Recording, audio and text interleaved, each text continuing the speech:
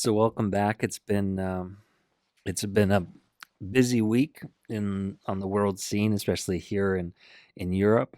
Of course, it's been a week since JD Vance's shocking speech at the Munich Security Conference just a week ago, last Friday. So we're gonna listen to the speech together, and I'll give you some of my commentary. Let's see. The United States, Mr. JD Vance, who was here last year as senator, and we are very happy that he has come back to Munich, and we are very much looking forward to his speech. Please welcome Vice President JD Vance.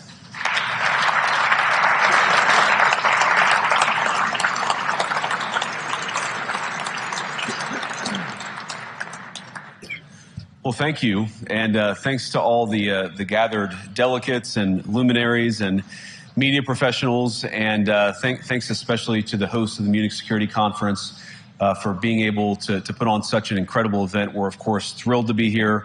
We're happy to be here.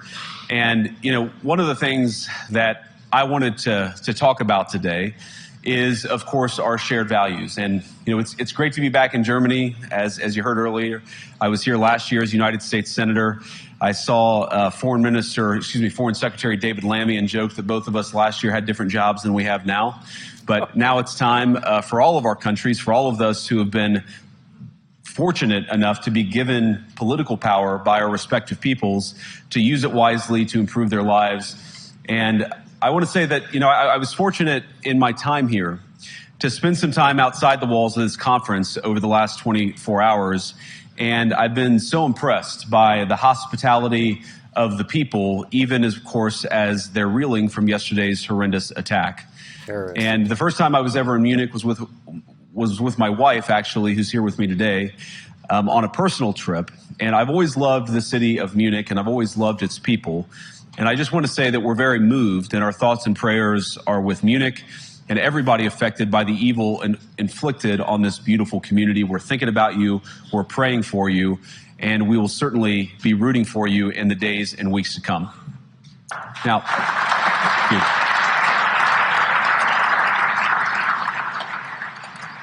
I hope that's not the last bit of applause that I get, but it is.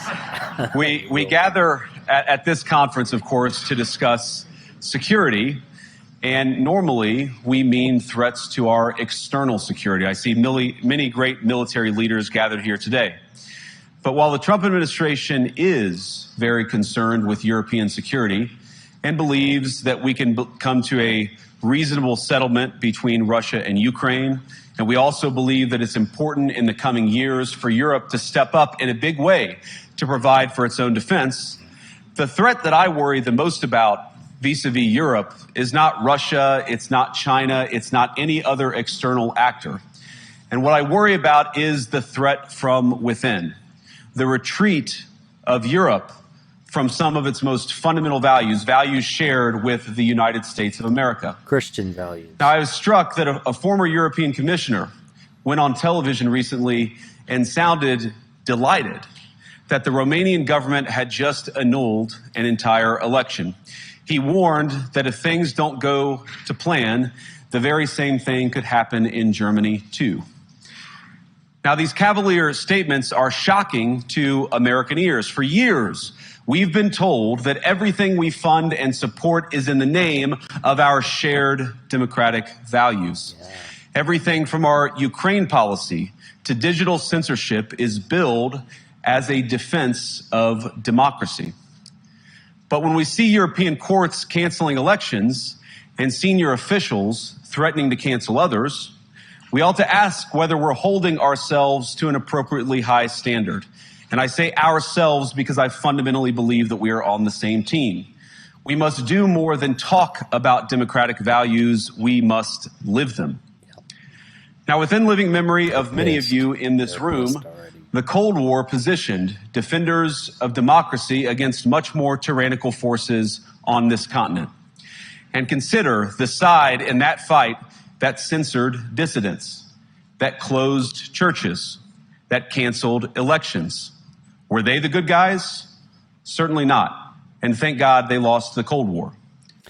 I'll just jump in here. He's right about that. The EU has taken on the role of kind of a soft Soviet Union. There aren't gulag camps and all of that, but it's we live in a different time now, so you don't need gulag camps. You can censor people digitally. You can cut them off from banking and other resources, and the EU does that no problem.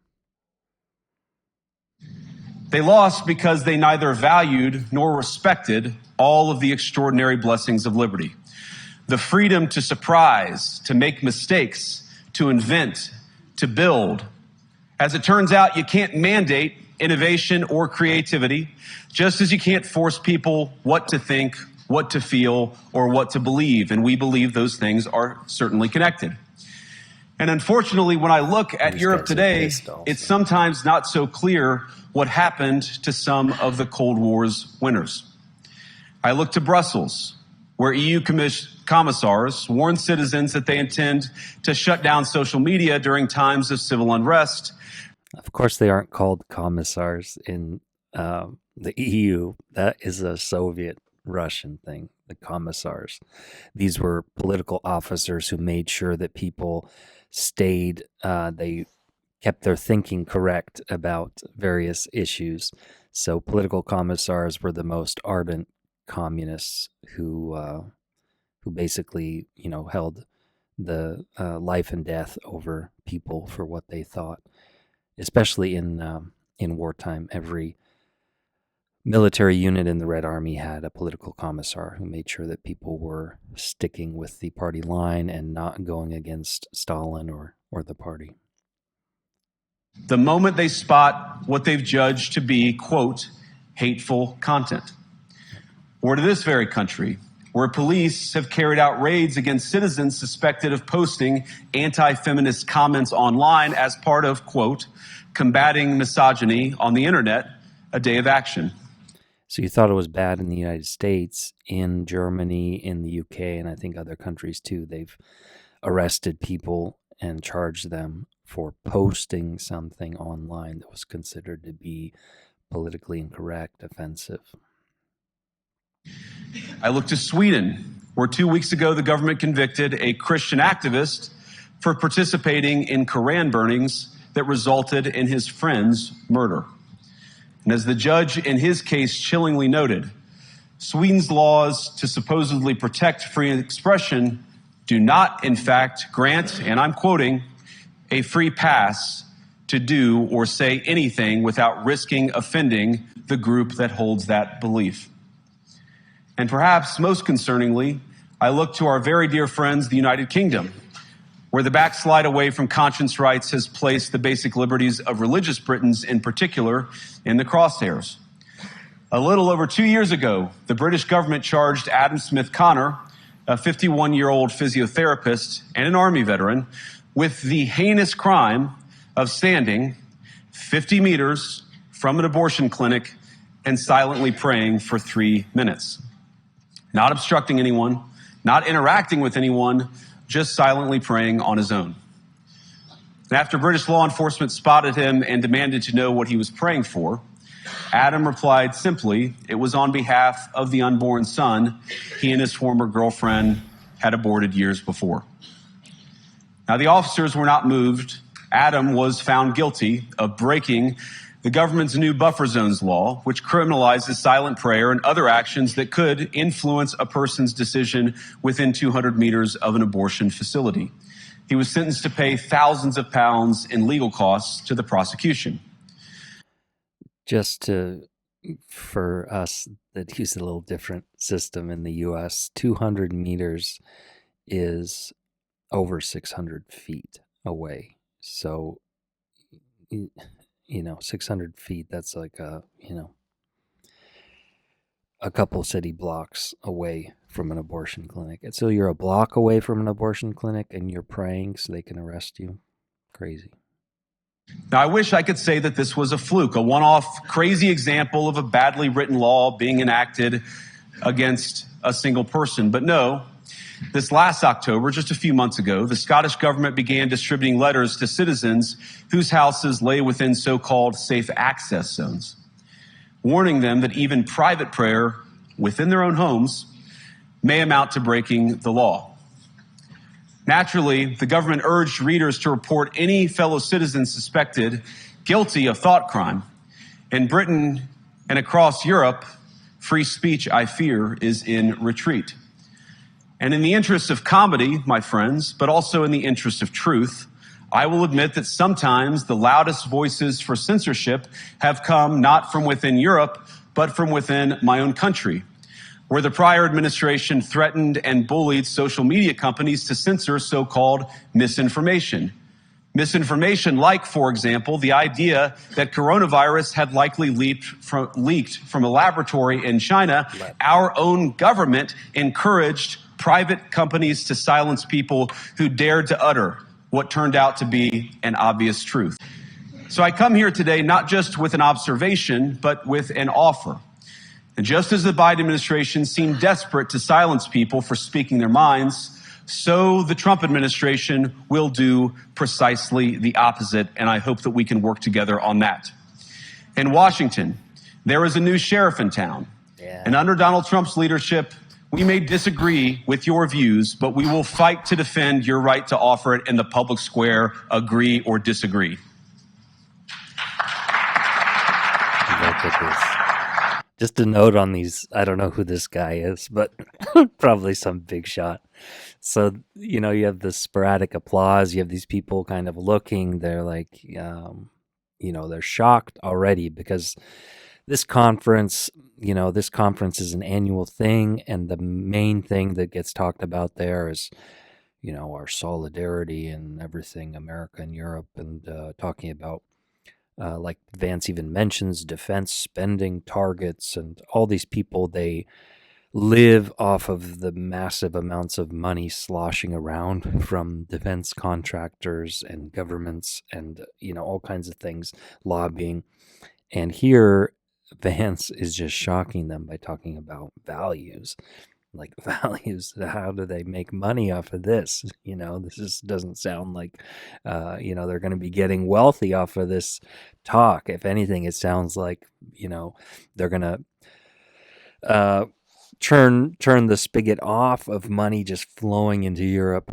So these people are pissed off that Vance is doing this because the trough that they've been eating out of is coming to a close. Here you got a little bit of a gobbler there on that fellow. Now we're at the point, of course, that the situation has gotten so bad that this December, Romania straight up canceled the results of a presidential election based on the flimsy suspicions of an intelligence agency and enormous pressure from its continental neighbors. Now, as I understand it, the argument was that Russian disinformation had infected the Romanian elections. But I'd ask my European friends to have some perspective. You can believe it's wrong for Russia to buy social media advertisements to influence your elections. We certainly do. You can condemn it on the world stage even. But if your democracy can be destroyed with a few $100,000 of digital advertising from a foreign country, then it wasn't very strong to begin with. I mean, I will note that Russia does have centuries of experience with disinformation, manipulating culture and society. It's a lot more efficient to do that than to militarily try to force yourself on others, which they do also. But disinformation and deception is something that Russia they're masters at it. But it's a question of how much it actually affects things. I'm not familiar with the influence of Russian propaganda and disinformation on the Romanian election, but I know that this is something they've perfected. And it's also, as much as Vance has a point here and in other parts of his speech, Russian influence is a problem in the Trump administration itself as well. someone like Tucker Carlson is passing on massive amounts of Russian manipulation through his interviews with Putin, with Sergei Lavrov, the things he says. He's doing the work of the Kremlin, and it's a problem. Now, the good news is that I happen to think your democracies are substantially less brittle than many people apparently fear. And I really do believe that allowing our citizens to speak their mind will make them stronger still. Which, of course, brings us back to Munich, where the organizers of this very conference have banned lawmakers representing populist parties on both the left and the right from participating in these conversations. Now, again, we don't have to agree with everything or anything that people say. But when people represent, when political leaders represent an important constituency, it is incumbent upon us to at least participate in dialogue with them. Now, to many of us on the other side of the Atlantic, it looks more and more like old entrenched interests hiding behind ugly Soviet-era words like misinformation and disinformation, who simply don't like the idea that somebody with an alternative viewpoint might express a different opinion or, God forbid, vote a different way or, even worse, win an election. I have to disagree with him a bit here. Disinformation and misinformation, like I just mentioned, is a major problem to this day. Here's a book that I'm going to go into by Natalie Grant, the wife of Richard Wraga, one of the top Polish counterintelligence specialists during World War II and in the interwar period. Disinformation, this was her major work, and here you have all the different Soviet agents, Lenin, Dzerzhinsky, Stalin, and it's a problem that persists to this day. So saying that it's just the Soviet era ugly words is not accurate, respectfully, Mr. Vice President, but we'll get into that another time. Now, this is a security conference, and I'm sure you all came here prepared to talk about how exactly you intend to increase defense spending over the next few years in line with some new target. And that's great, because as President Trump has made abundantly clear, he believes that our European friends must play a bigger role in the future of this continent. We don't think, you hear this term, burden sharing, but we think it's an important part of being in a shared alliance together that the Europeans step up while America focuses on areas of the world that are in great danger. But let me also ask you. This is another little thing that, I can't just let it slip by. Areas of the world that are in great danger. Of course, Ukraine is. It's fighting against Russia, but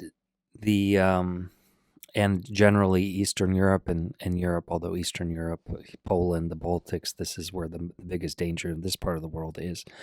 What other parts of the world are in great danger that the U.S. would want to intervene in? It's Taiwan and China. So Taiwan is in danger of being invaded by China sometime in the coming years. And Israel, which the danger is, it's a question of how much of that danger is created by their own policies, especially Prime Minister Netanyahu and his insatiable desire to fight Iran and to have the United States fight Iran on his behalf. So the question is, are they in danger, or do they want to advance certain foreign policy interests off the backs of American soldiers and weapons and everything? So I understand that, and like I've mentioned in the previous videos, the United States can't afford to fight in multiple fronts, so they have to diffuse the situation if they can, and that's what the Trump administration is attempting to do with the Russia-Ukraine situation. But I would question how much danger Israel specifically is in, and the value of America engaging in a hot war with Iran on Israel's behalf. How will you even begin to think through the kinds of budgeting questions if we don't know what it is that we're defending in the first place. Yeah. I've heard a lot already in my conversations, and I've had many, many great conversations with many people gathered here in this room. I've heard a lot about what you need to defend yourselves from, and of course that's important. But what has seemed a little bit less clear to me, and certainly I think to many of the citizens of Europe, is what exactly it is that you're defending yourselves for. What is the positive vision that animates this shared security compact that we all believe is so important? There is no positive vision. And I believe deeply that there is no security if you are afraid of the voices, the opinions, and the conscience that guide your very own people. Europe faces many challenges, but the crisis this continent faces right now, the crisis I believe we all face together, is one of our own making. If you're running in fear of your own voters, there is nothing America can do for you. Nor, for that matter, is there anything that you can do for the American people who elected me and elected Vitaly Klitschko, the mayor of Kyiv, who may run for president of Ukraine. President Trump. You need democratic mandates to accomplish anything of value in the coming years. Have we learned nothing that thin mandates produce unstable results? But there is so much of value that can be accomplished with the kind of democratic mandate that I think will come from being more responsive to the voices of your citizens. If you're going to enjoy competitive economies, if you're going to enjoy affordable energy and secure supply chains, then you need mandates to govern, because you have to make difficult choices to enjoy all of these things. And of course, we know that very well in America. You cannot win a democratic mandate by censoring your opponents or putting them in jail, whether that's the leader of the opposition, a humble Christian praying in her own home, or a journalist trying to report the news. Nor can you win one by disregarding your basic electorate on questions like who gets to be a part of our shared society. And of all the pressing challenges that the nations represented here face, I believe there is nothing more urgent than mass migration. Today, almost 1 in 5 people living in this country moved here from abroad. That is, of course, an all-time high. It's a similar number, by the way, in the United States, also an all-time high. The number of immigrants who entered the EU from non-EU countries doubled between 2021 and 2022 alone, and of course it's gotten much higher since.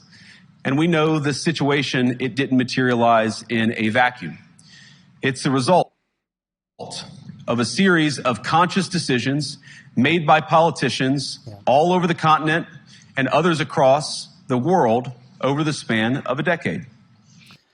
This is something that's near and dear to my heart, because it's when I first really started digging into politics about 25 years ago. It was shortly before September 11th when George Bush and then President of Mexico, Vicente Fox, were planning a massive amnesty of 12 million, 10 million illegal aliens in the United States. And of course, that number until recently was the same, as if, it's just about 10, 12 million in the U.S. for the last 25 years. Of course, massive amounts came in under Biden illegally. But furthermore, legal immigration is continuing unabated. Last I checked, it was 1 million or more legal immigrants into the United States each year. And the question is, who does this benefit? Why is it being done? And what will be done about it? And while I appreciate the vice president mentioning it here, I don't think the Trump administration has even spoken about limiting legal immigration. They started not reporting their illegal alien deportation numbers, daily numbers, a few days ago or a week ago. And because it's so low, it's maybe a few hundred a day, if that, out of a population of 20, 30 million illegals. So it's nice to talk about, but you got to lead the way, Vice President Vance and President Trump. We saw the horrors wrought by these decisions yesterday in this very city. And of course, I can't bring it up again without thinking about the terror. In case you didn't know, an Afghan migrant, I'm not sure if he was legal or illegal, rammed his Mini Cooper into a crowd of people. And I don't think anyone died, but obviously some people were severely injured at a Christmas market in Munich, Germany, 8 days ago. So the day before Vance's speech. Victims who had a beautiful winter day in Munich ruined. Our thoughts and prayers are with them and will remain with them. But why did this happen in the first place? It's a terrible story, but it's one we've heard way too many times in Europe and unfortunately too many times in the United States as well. An asylum seeker, often a young man in his mid-20s, already known to police, rams a car into a crowd and shatters a community. How many times must we suffer these appalling setbacks before we change course and take our shared civilization in a new direction? No voter on this continent went to the ballot box to open the floodgates to millions of unvetted immigrants. But you know what they did vote for? In England, they voted for Brexit, and agree or disagree, they voted for it. And more all over Europe, they're voting for political leaders who promise to put an end to out-of-control migration. Now, I happen to agree with a lot of these concerns, but you don't have to agree with me. I just think that people care about their homes, they care about their dreams, they care about their safety and their capacity to provide for themselves and their children. And they're smart. I think this is one of the most important things I've learned in my brief time in politics. Contrary to what you might hear a couple mountains over in Davos, the citizens of all of our nations don't generally think of themselves as educated animals or as interchangeable cogs of a global economy. And it's hardly surprising that they don't want to be shuffled about or relentlessly ignored by their leaders. And it is the business of democracy to adjudicate these big questions at the ballot box. I believe that dismissing people, dismissing their concerns, or worse yet, shutting down media, shutting down elections, or shutting people. Let's just stop here for a moment. You have more of these military officials here who are out of their element, basically, because they came to talk about, defense spending and military readiness and all this stuff. Not necessarily in a way that's, this is their life goal to make Europe as strong as possible. It's just like they're the bureaucrats that are stuck in these positions and they're going through the motions, and they go to cocktail parties while they're here, and they talk and they, rub elbows with various people. So for them, it's like being a fish out of water with what Vance is talking about, values and things like that.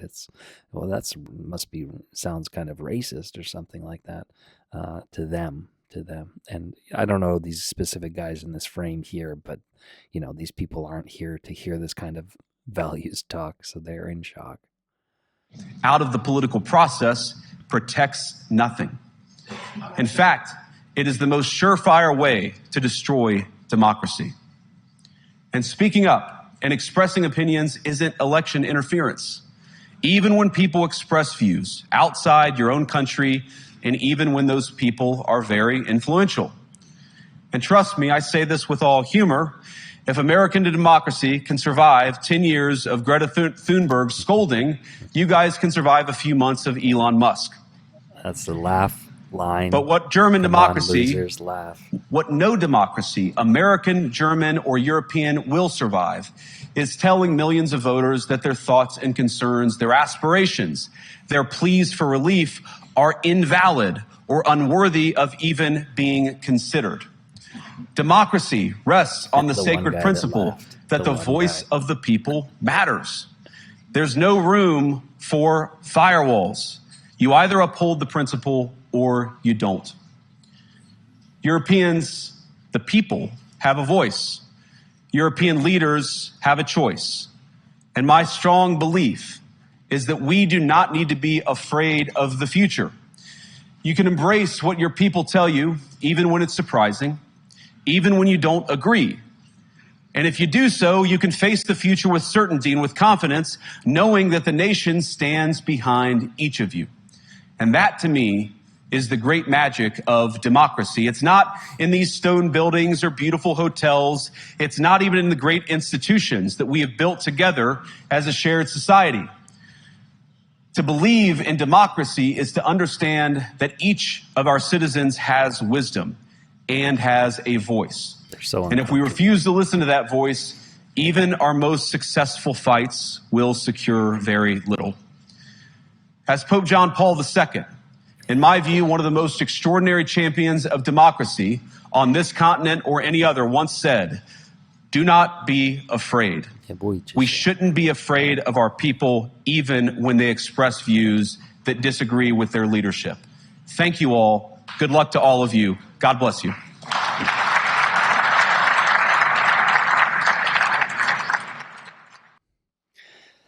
So that was Vice President JD Vance's speech at the Munich Security Conference.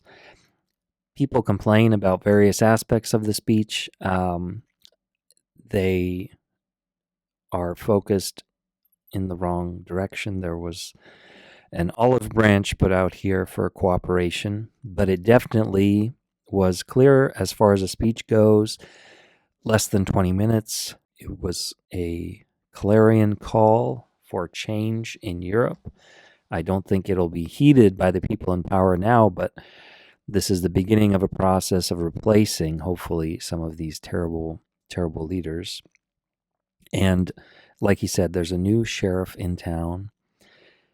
Trump is willing to work with people, and he said later, I believe at CPAC yesterday or the day before, that the Trump and his administration will work with countries that share Trump's values or something like that. Of course, not in every, little respect, but it's unacceptable that in Europe, this place that has received so much from the United States, the existence of modern Europe is thanks to the protective umbrella of the United States military since the end of World War II. This business that is talked about a lot, and he didn't mention it here because this was a different type of speech, but that Europe needs to step up and take control over its own security. It's been going on since NATO was founded, since the late 40s, 50s, and beyond, that Europe needs to step up. But in the meantime, not only has Europe not stepped up, and a lot of this has to do with Germany and its failure to lead Europe, to be a real leader of Europe, as opposed to a force that just wants to control Europe for its own narrow business and financial interests. Now we see that the decline is even beyond, it goes beyond the military spending and military readiness, but it definitely does tie into it, and he didn't focus on it here. But because Europe has abandoned its values, its democratic values, at least that it professed in the past following World War II and the horrors there, in Western Europe at least, because of course half of Europe was under Soviet control until 1989, 1990.